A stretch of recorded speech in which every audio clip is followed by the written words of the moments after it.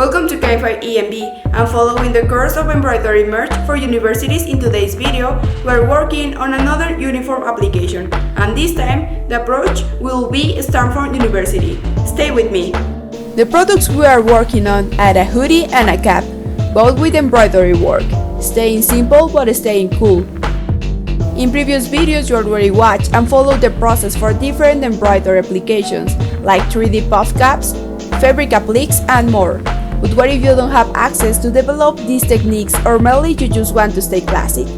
If that's the case, let me share with you this classic embroidery process from WILCOM to the final product. Let's start by opening the WILCOM program and placing the reference file. We have already prepared this file in CorelDRAW. Going to the upper menu, click on Convert to change the design mode to graphics mode and select the option Trace Bitmap.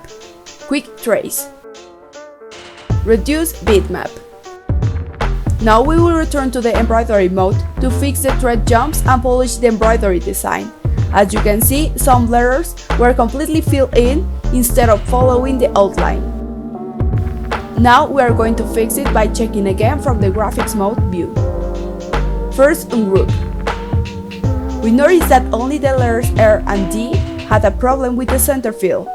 This happens because the program takes the blue color as a whole figure instead of a border, and might happen often with AUTODIGITIZING, but we will show you how to solve that situation. We will fix it manually. Remove the fill with the Pathfinder until you are happy with the result. Back again to the embroidery mode to check how it looks after the manual fix. And check the stitch.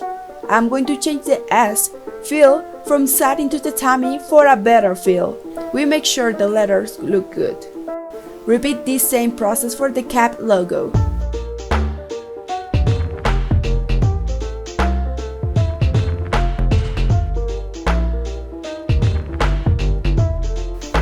Place the hoodie in the 12th hoop.